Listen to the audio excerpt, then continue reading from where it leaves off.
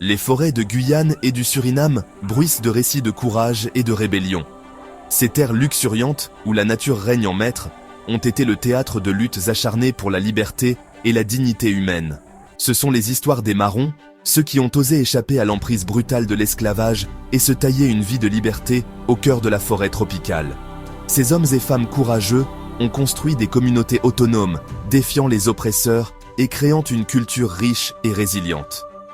Parmi ces murmures, un nom résonne avec une force particulière, Zamzam.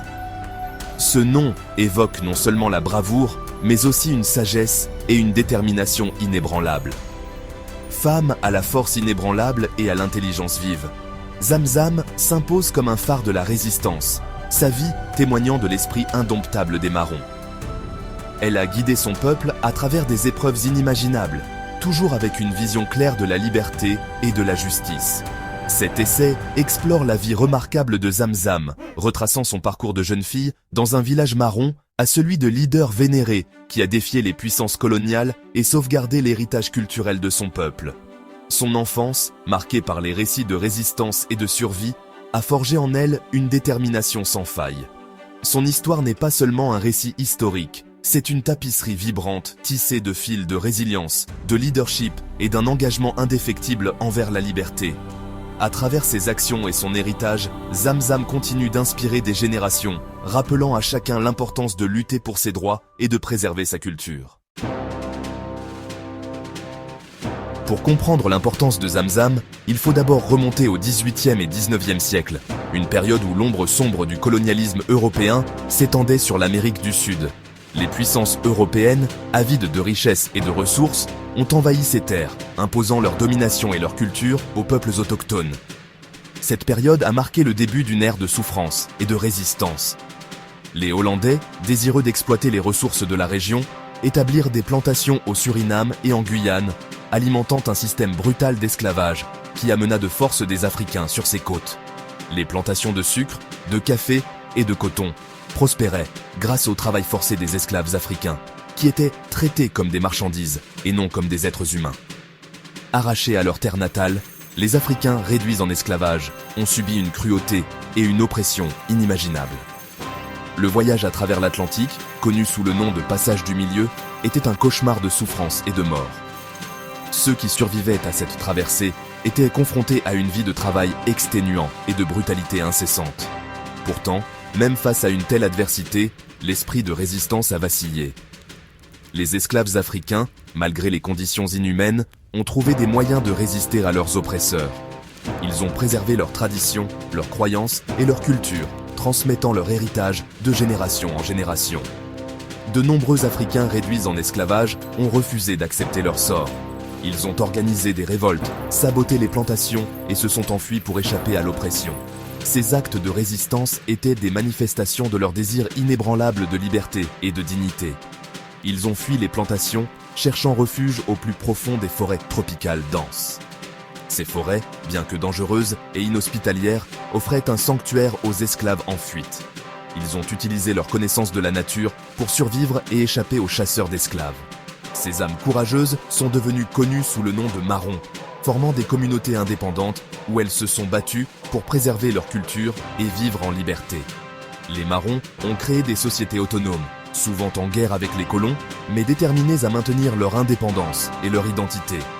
C'est dans ce contexte de lutte et de défiance que se déroule l'histoire de Zamzam. Zamzam, une figure emblématique de la résistance, incarne le courage et la détermination des Marrons. Son histoire est un témoignage de la force de l'esprit humain face à l'oppression et de la quête incessante de liberté. Zamzam est né dans un village marron au début du XIXe siècle, à une époque où les communautés marronnes consolidaient leur présence et résistaient activement à l'empiètement colonial. Ces villages étaient souvent situés dans des zones reculées, entourés de forêts denses, offrant une protection naturelle contre les incursions coloniales. Les Maroons, descendants d'esclaves africains en fuite, avaient créé des sociétés autonomes, riches en culture et en tradition. Ayant grandi entouré des récits de l'évasion de ses ancêtres et de la menace constante des forces coloniales, Zamzam a été bercé par les histoires de bravoure et de résilience. Les soirées autour du feu de camp étaient des moments privilégiés où les anciens transmettèrent leur savoir et leurs expériences, renforçant ainsi le sentiment d'appartenance et de résistance chez les jeunes. Zamzam a développé un profond sentiment de l'histoire de son peuple et un engagement indéfectible envers sa liberté. Chaque histoire entendue, chaque leçon apprise, nourrissait en elle une détermination farouche à protéger et à perpétuer l'héritage de ses ancêtres. Elle voyait en ces récits non seulement des souvenirs du passé, mais aussi des guides pour l'avenir. Dès son plus jeune âge, Zamzam a fait preuve de qualité de leadership exceptionnelle. Elle organisait des jeux et des activités pour les autres enfants, souvent inspirées des histoires de résistance qu'elle avait entendues. Ses pairs la respectaient et la suivaient naturellement, reconnaissant en elle une leader née.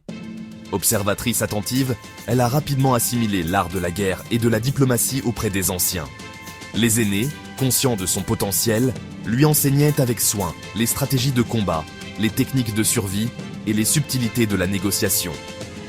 Ces leçons étaient l'aide cruciale pour la survie de leur communauté. Sa prouesse physique était à la hauteur de son esprit vif, faisant d'elle une stratège redoutable. Elle s'entraînait sans relâche, perfectionnant ses compétences martiales et développant des tactiques innovantes. Son agilité et sa force faisaient d'elle une combattante redoutée, capable de tenir tête aux adversaires les plus coriaces. La forêt tropicale, avec tous ses dangers et ses secrets, est devenue son terrain d'entraînement, la façonnant en la meneuse qu'elle était destinée à être. Elle apprenait à lire les signes de la nature, à se déplacer silencieusement et à utiliser l'environnement à son avantage. Chaque jour passé dans la forêt renforçait son lien avec la terre et son rôle de protectrice de son peuple. À mesure que Zamzam grandissait, la lutte entre les Marrons et les autorités coloniales s'intensifiait. Les Hollandais, menacés par la force et l'autonomie croissante des Marrons, lancèrent de fréquentes attaques contre leur village.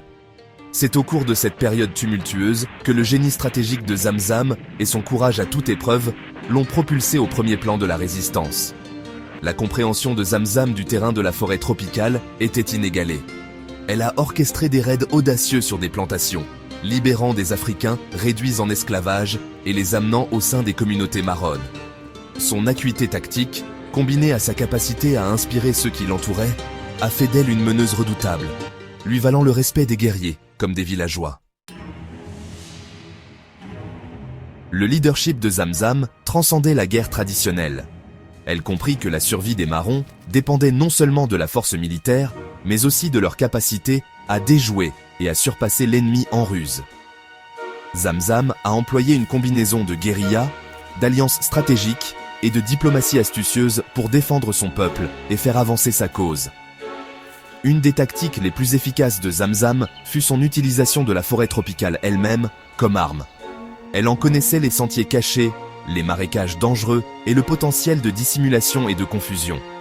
Sa profonde compréhension de l'environnement lui a permis d'anticiper les mouvements ennemis et de lancer des attaques surprises, semant la peur dans le cœur des soldats coloniaux. Bien que Zamzam fût une guerrière féroce, elle reconnaissait également l'importance de la diplomatie pour assurer une paix durable à son peuple. Elle comprenait que les Marrons ne pouvaient pas vivre dans un état de guerre perpétuelle et que des alliances et des négociations stratégiques étaient essentielles à leur survie à long terme.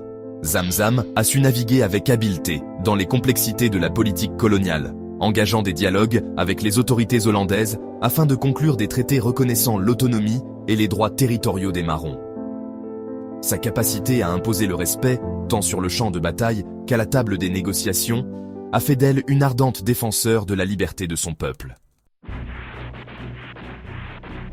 L'impact de Zamzam s'est étendu bien au-delà du champ de bataille et de la table des négociations.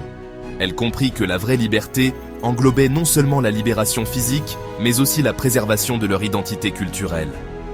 Zamzam s'est consacrée à la sauvegarde des traditions marronnes, assurant leur transmission aux générations futures. Elle a joué un rôle déterminant dans la préservation des savoirs traditionnels, de la médecine par les plantes aux pratiques agricoles, en passant par la narration, la musique et la danse. Grâce à ces pratiques culturelles, Zamzam a veillé à ce que l'esprit de résistance et le souvenir de la lutte de ses ancêtres pour la liberté restent vivants dans le cœur de son peuple. La vie de Zamzam, bien qu'enveloppée dans les brumes du temps, continue d'inspirer des générations de Marrons et tous ceux qui luttent pour la justice et la liberté. Son histoire transmise par la tradition orale et célébrée dans des chants et des récits, témoigne du pouvoir de l'esprit humain à surmonter les obstacles les plus redoutables. Aujourd'hui, des efforts sont déployés pour poursuivre les recherches et documenter la vie remarquable de Zamzam, afin que son histoire touche un public plus large. Son héritage nous rappelle avec force l'importance de la résistance, de la résilience et de la préservation de l'identité culturelle face à l'oppression. L'histoire de Zamzam nous rappelle de manière inoubliable qu'au sein de l'esprit humain réside une soif inextinguible de liberté. Le parcours de sa vie, de l'adversité de ses jeunes années à son ascension en tant que meneuse vénérée, incarne l'esprit des Marrons, leur courage inébranlable, leur génie stratégique et leur engagement à préserver leur héritage culturel. En repensant à la vie de Zamzam, souvenons-nous d'elle non seulement comme d'une figure historique, mais aussi comme d'un symbole intemporel de résistance et de résilience. Que son histoire continue d'inspirer les générations à venir, en nous rappelant que même face à des défis apparemment insurmontables, l'esprit humain, tout comme la flamme de la liberté qui brûlait si fort en Zamzam, ne peut jamais vraiment être éteint.